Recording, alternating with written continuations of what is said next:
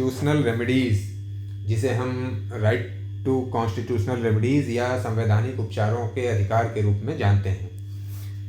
इस उपचार का विशेष महत्व यह है कि ये अपने आप में ही एक फंडामेंटल राइट्स है और दूसरे सभी फंडामेंटल राइट्स को इन्फोर्स कराने का ये एक माध्यम बनता है, इसलिए ये अपने आप में सबसे सशक्त फंडामेंटल राइट है। और ये किस बात के लिए है? For the enforcement of fundamental rights. और सबसे बड़ी इसकी विशेषता, इसकी खासियत यही है कि अपने आप में ये फंडामेंटल राइट्स होते हुए भी दूसरे और फंडामेंटल राइट्स को इन्फोर्स कराने के लिए मैकेनिज्म प्रोवाइड करता है या उसके लिए बात करता है। The constitution provides specific remedies to ensure that fundamental rights are protected and can be enforced when violated, यानी जब उनका उल्लंघन हो तो उनको इन्फोर्स कराने का ये मैकेनिज्म या स्पेसिफिक प्रोविज़न प्रोवाइड करता है। The key constitutional remedy is contained in article 32 known as the right to constitutional remedies, जैसा कि हम लोगों ने अभी बात की।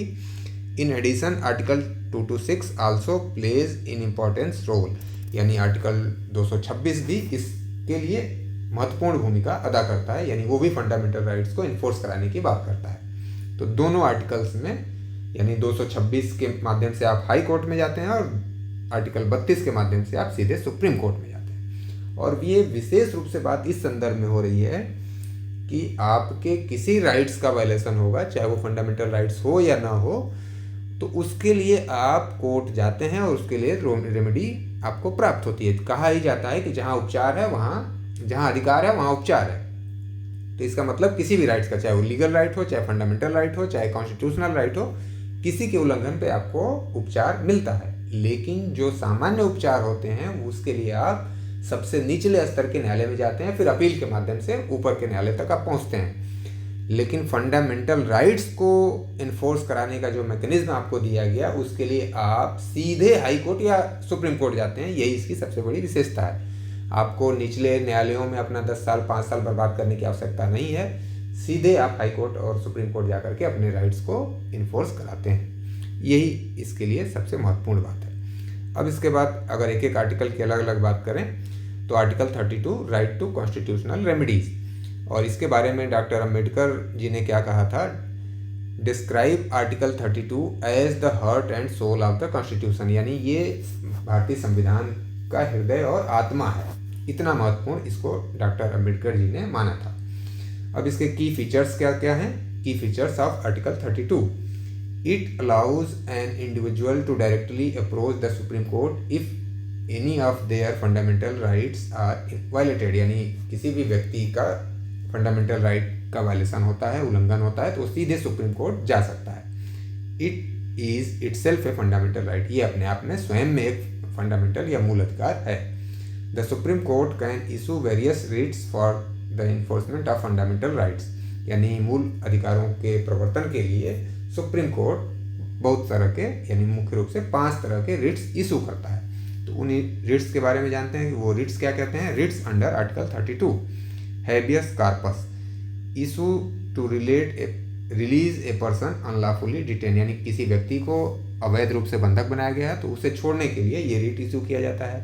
मैंडबस, issue to command a public authority to perform a legal duty, यानी किसी लोक सेवक, लोक प्राधिकारी के द्वारा अपनी ड्यूटी को परफॉर्म करने के संदर्भ में पालन करने के लिए मैंडमस इशू किया जाता है।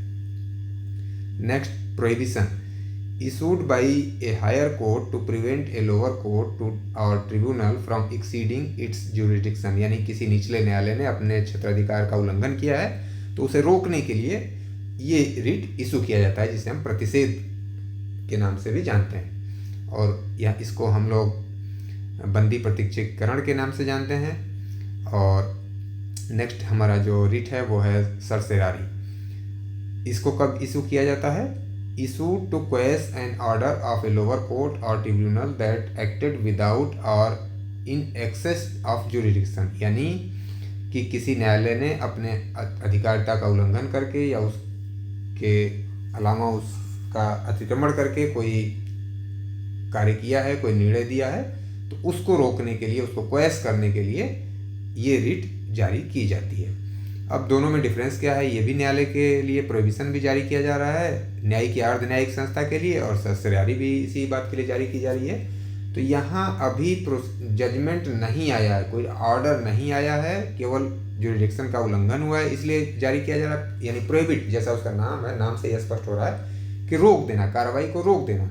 और सरसरारी में क्या हो रहा है कि ऑर्डर आ चुका है, अब उस ऑर्डर को क्वेश्चन करने की बात की जा रही है, जैसा कि बिल्कुल इसकी वर्डिंग ही अपने आप में स्पष्ट है, issue to question an order of a lower court. Order को क्वेश्चन करने के लिए ये जारी किया जा रहा है, चाहे वो कोर्ट हो या ट्रिब्यूनल हो, और यहाँ जो है ये प्रोसीडिंग को रोका जा रहा है, ये दोनों में डिफरेंस है। नेक्स्ट, को वारंटो, अधिकार परीक्षा, यानी ये किस बात के लिए है कि यदि किसी व्यक्ति ने योग्यता क्षमता न होते हुए कोई पद धारण किया है, तब उससे पूछा जाता है, issue to prevent a person from holding a public office they are not entitled to, कि आपने किस अधिकार से ये पद धारण किया हुआ है या किस योग्यता क्षमता पे आपने ये पद धारण किया हुआ है, ये उससे पूछा जाता है। अब इसके बाद यदि 226 की बात की जाए कि यहाँ क्या तरीका बताया गया है, कैसे किसके पास जाना है, तो article 226 high courts power to issue writs, individual can also approach the high court for the enforcement of fundamental rights, यानी अपने मूल अधिकारों के प्रवर्तन के लिए व्यक्ति उच्च न्यायालय के पास भी जा सकता है। High courts have a wider power than Supreme Court because they can issue writs not only for fundamental rights but also for any other purpose means legal rights, यानी उच्च न्यायालय का जो क्षेत्राधिकार है इस मामले में, रिट इशू करने के मामले में, वो सुप्रीम कोर्ट से बृहद है। क्यों बृहद है कि हाई कोर्ट फंडामेंटल राइट्स के साथ साथ दूसरे लीगल राइट्स के लिए भी रिट इशू कर सकता है, और यही एक बेसिक डिफरेंस है, यानी 226 में और आर्टिकल 32 में। पहला बेसिक डिफरेंस है कि 226 हाई कोर्ट के रिगार्डिंग है, 32 सुप्रीम कोर्ट के रिगार्डिंग है।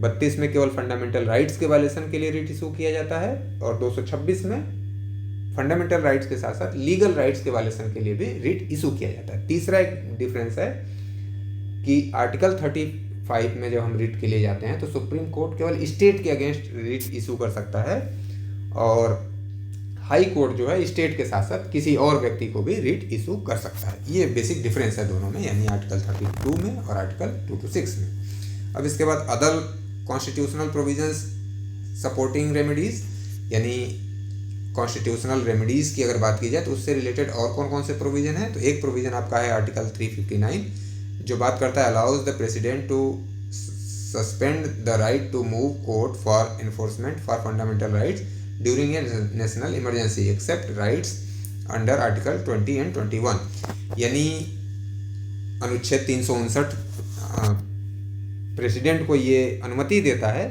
कि वो इमरजेंसी के दौरान फंडामेंटल राइट्स को सस्पेंड कर सकते हैं, यानी तभी आप फंडामेंटल राइट्स को इन्फोर्स कराने के लिए कोर्ट के पास नहीं जा सकते। लेकिन वहाँ भी उसमें एक्सेप्शन है कि आर्टिकल 20 और 21 को कभी भी सस्पेंड नहीं किया जा सकता है, ये हमेशा अस्तित्व में रहेगा। अब इसके बाद आर्टिकल 13 क्या कह रहा है फंडामेंटल राइट्स के संबंध में, any law inconsistent with fundamental rights is wide, यानी फंडामेंटल राइट्स के विरोधाभास में यदि कोई विधि होगी तो वो शून्य हो जाएगी। तो और अपने आप में 32 और 226 ये 32 फंडामेंटल राइट है, इसलिए उसके अगेंस्ट अगर कोई लॉ बनाया जाता है तो वो अपने आप में शून्य हो जाएगा। और जैसा कि मैं अंतर बताने की कोशिश कर रहा था 226 और 32 में, तो एक अंतर ये भी है कि अनुच्छेद 32 जो है वो अपने आप में फंडामेंटल राइट है, और आर्टिकल 226 जो है ये अपने आप में फंडामेंटल राइट या मौलिक अधिकार नहीं है। अब इसके बाद कंक्लूजन अगर हम करें तो the constitution ensure the protection of fundamental rights primarily through article 32 and 226, empowering the Supreme Court and High Courts to issue writs.